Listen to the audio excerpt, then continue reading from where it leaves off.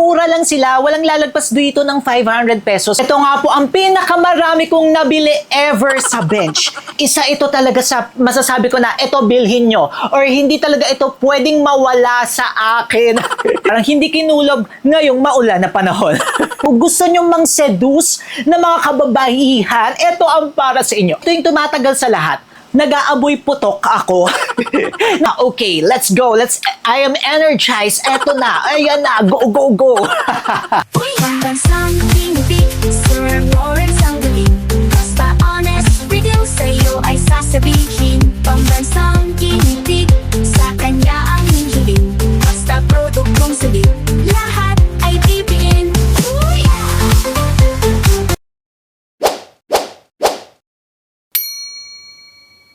Hi mga kamukha, tayo po'y nagbabalik. Ako po si Sir Lawrence, ang inyong pabasang human guinea pig. Heart, heart!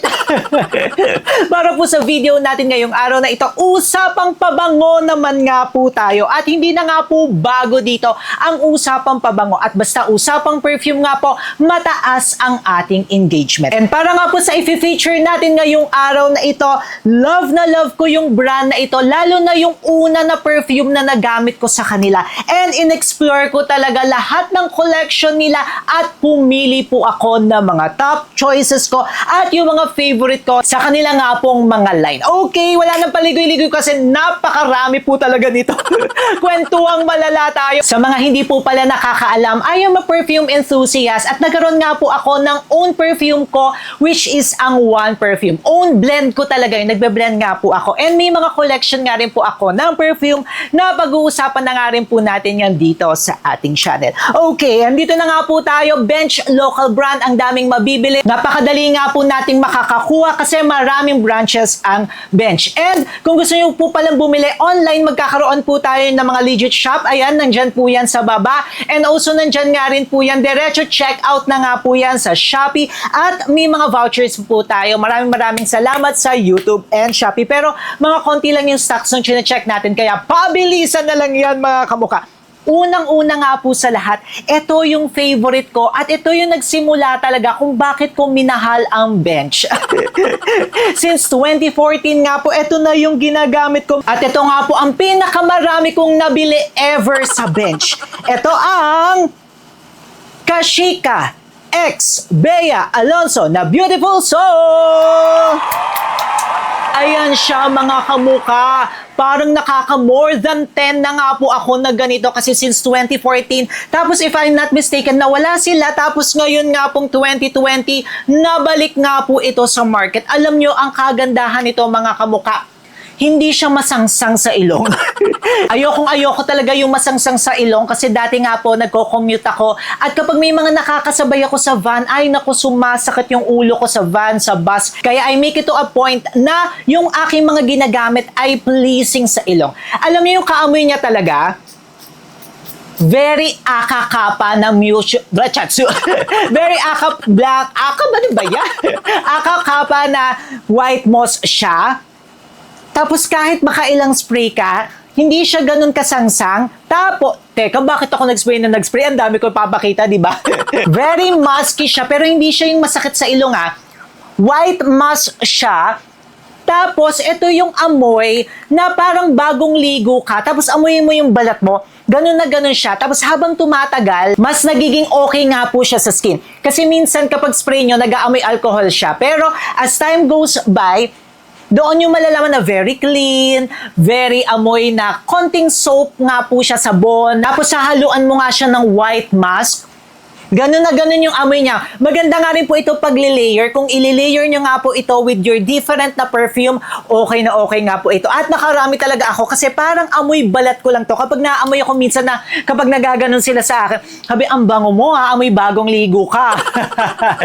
Kung gusto nyo nga po ng murang version ng Akakapa, nung 2019 or 2020, na-feature ko na ito and yes, until now, love na love ko. Ayan o, bago pa nga yan ulit mga kamukha o, love na love ko itong si Beautiful Soul. Yung next naman nga po natin na i-feature, ito, I was shocked. Hindi ko ina-expect na ganito siya kabango. Ito ang Bench Ikigai Shiroi by Daniel Padilla. Bakit ako na-shock? Kasi nga Daniel Padilla, hindi ko ine-expect na ganito siya. Alam niyo, ito yung pinakamadali kong ma-explain sa lahat. And I think kung papapiliin niyo ko ng isa na product ng Bench dito sa collection or dito sa mga napili ko na favorite, isa ito talaga sa masasabi ko na ito bilhin nyo or hindi talaga ito pwedeng mawala sa akin. Malalaman niyo kung bakit. Yung amoy niya po, amoy siya na tinunaw na sabon. Yes, gano'n na gano'n siya. Alam niyo yung tinunaw na safeguard? Para siyang tinunaw na safeguard na tinunaw na fabric conditioner. Parang fabric conditioner siya. Kaya very fresh, very amoy na sabon siya, amoy clean, amoy bagong ligo, at ito yung technique ko mga kamuka. Pangalawa ko na siya at hindi ako mawawala nito mga kamuka. Kasi ang ginagawa ko, kapag aalis nga po ako ng bahay, ang ginagawa ko, kinagabihan or sa umaga before umalis, i-sprayan ko nito. Alam nyo, naaalis yung mga amoy kulob. As in, kahit dami, ayun no, dinadamihan ko yan, di ba? Ayan no, kitang-kita nyo naman.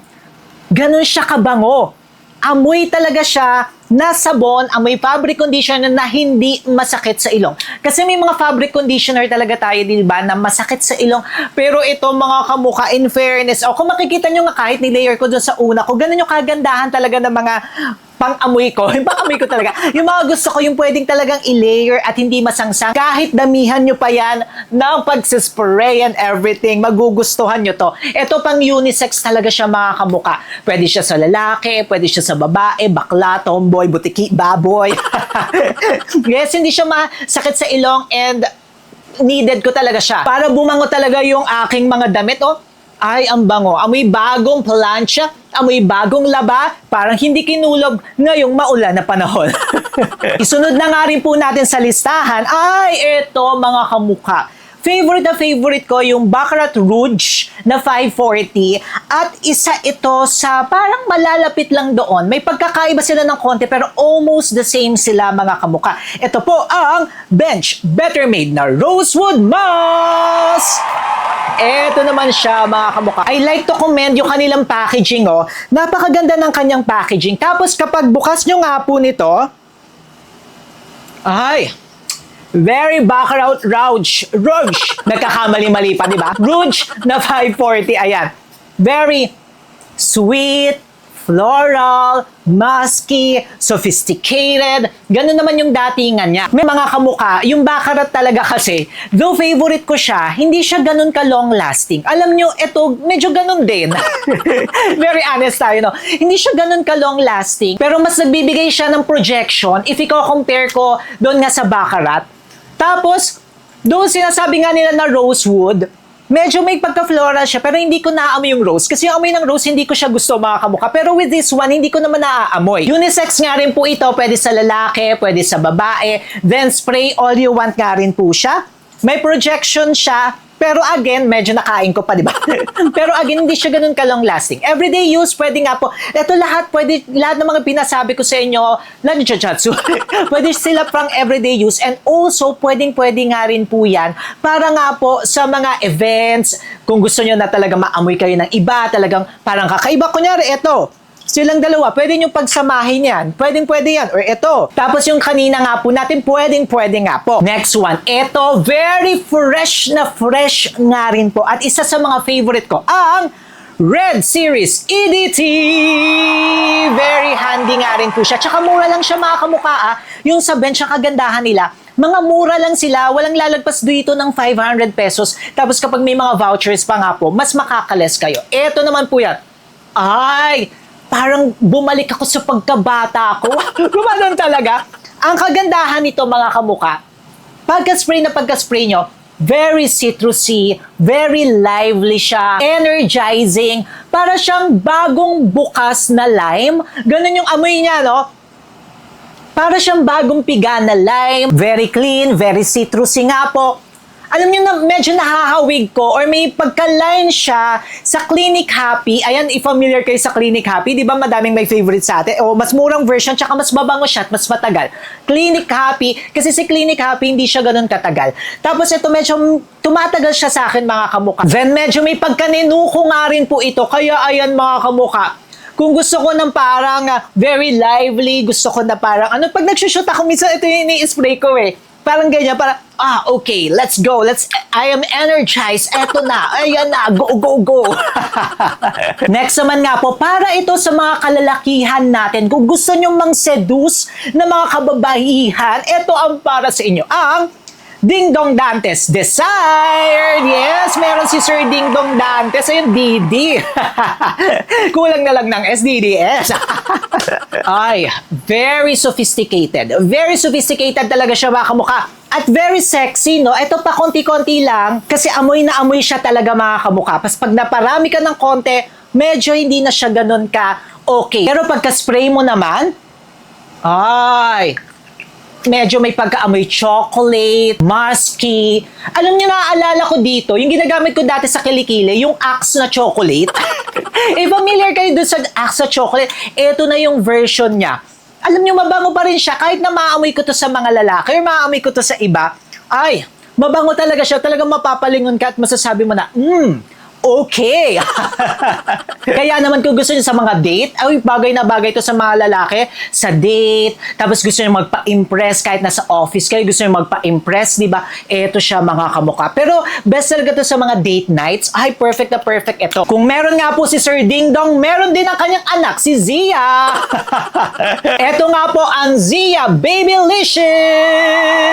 Ay, love na love ko rin to si Zia Babylicious, ha. Medyo pumapantay po siya dito kay Red. Ito po, kay Red siya. Pero, ito nga po, mas long-lasting po ito. Ito mas long-lasting. If you're looking for a long-lasting na ninuko, na medyo clinic happy, na mastela, ay, ito siya, mga kamuka. Yung amoy niya, very citrusy, very ninuko. If familiar kayo sa ninuko, gano'n na gano'n. Parang lime, parang kang nagbiyak ng lime. Alam niyo, parang ganito talaga siya. Ito siya, mga kamukha. Hindi naman parehas sa parehas, pero may pagkakahawig sila na may energize ka, parang amoy baby nga rin po. Kung gusto niyo lang ng pa-sweet, or kung gusto niyo lang everyday. Pero ito talaga, ito yung tumatagal sa lahat. Actually, bagay rin sila nitong kay Daniel Padilla. Kaya hindi ako mawawala nito, mga kamukha. Ang bango talaga nito. Kahit saan pwede mo siyang i-layer. Kunyari silang dalawa, ay, perfect yan, toma na. Charaman! Pero yes, ito talaga, mga kamukha, para siyang nenuko na mas matagal. Kasi yung mga nenuko, yung cologne, di ba, medyo mabilis po yun. Ito matagal eh. And kung makikita nyo nga po, kahit ang nililayer-layer ko sila, okay sila, di ba? Hindi ako nababahuan, hindi ako natatapangan. Kasi nga po, ganun yung mga gusto ko. Yung kahit i-layer mo siya, ang bango-bango nila. Yes, para kang bagong ligo lang dito. Tapos napaka-fresh, napaka-vibrant, lively, energizing siya. Tapos matagal, long-lasting nga po. Ay, eto siya. Babylicious. Pwede nga rin po ito sa mga bata and also unisex nga rin po ito para sa mga lalaki, babae, and also para sa mga bata. Yes, bata, paano ka ginawa? Ay, ba yun? Para sa mga bata, yes, pwede nga rin po ito. Habol ko nga rin po itong kolonya nila, ha, sa mga low budget lamang po, less than 100 pesos. Ito yung mga kamukha para po siyang si Zia. Para siya si Zia na mura na version. Pero ito po, mga kamukha, hindi siya long-lasting. And ang amoy niya, kung si Zia nga po, very energizing, very lime. Ito naman po, medyo may pagka-powdery scent po siya. Ibig sabihin ng pagka-powdery, amoy siyang powder. Kaya, mga kamukha, konti-konti ako nito. Binili ko siya for the sake na pakita sa inyo. Pero ako kasi, hindi ako medyo fan ng mga may pagka-powdery. Kasi para sa akin, nag-aamoy putok ako. Nag-aamoy putok ako kapag medyo may pagka-powdery scent. Pero ito, citrusy naman siya. Though, yung dry down niya, nagpa-powdery talaga Pero yes, kung gusto niyo ng murang version, yung mga students natin na mga nanonood dito or sa mga nanay, sa mga anak nila na gusto niyo amoy powder ang anak niyo, na citrusy nga po at hindi papasok sa budget niyo to. Pero mura lang to Nasa 300 nga lang yata to, mga kamukha. Pero yun nga, pabilisan lang dito kasi maraming bumibili nito. Pero ito, marami talaga silang stocks ito. Ayan yung murang version. Isa pa nga po sa ihahabol ko matagal na to sa akin pero nakarami rin ako nito. Walang iba kundi Maine Mendoza! Yes, si Maine Mendoza ay meron po silang pabango nito. Alam nyo, very fresh nga lang din ito. Yun nga yung mga gusto ko, mga kamukha, yung very fresh, very nakaka-energize lang, hindi masakit sa ilong, yung spray all you want. Ito, skin scent din siya, mga kamukha. Very clean, Very amoy soap, amoy sabon siya, tapos amoy na bagong ligo. May hint nga rin po siya na amoy floral, na amoy fruit. Amoy fruity siya. Pero yun nga po, hindi masansang sa ilong. Pwede sa babae, sa lalaki, and amoy skin scent siya. Yes, yun yung mga gusto ko. Yung para pag inamoy ka, parang skin scent lang. Ito pala medyo musky rin siya ha. Though, ang medyo negative lang dito or ang downside lang nitong ni Maine ay hindi po siya ganun ka-long lasting. Pero kung gusto niyo ng long lasting, ayun, yung mga kaninang pinakita ko, ayan mga kamuka, kayo, anong mga nagustuhan nyo dito or anong ginagamit nyo sa bench? Mag-comment kayo dyan sa baba at magkwentuhan tayo. I'm really excited na mag-try pa ng ibang mga brands or may mga product pa ba kayong mga gusto ipatry sa akin? Mag-comment kayo dyan sa baba at magkwentuhan tayo. Syempre, kung gusto nyo nga pong mapanood pa ang iba pa natin mga videos, ay i-post natin or ipakita natin dito yung mga usapang perfume pa para ay manood kayo dyan sa channel natin. Maparami pa yung panonood nyo. Mag-subscribe na rin kayo kay Sir Lawrence. Paano ba yan mga kamuka? Magkita-kita po tayo sa susunod nating video. Click nyo na to para hindi nyo ako ma-miss.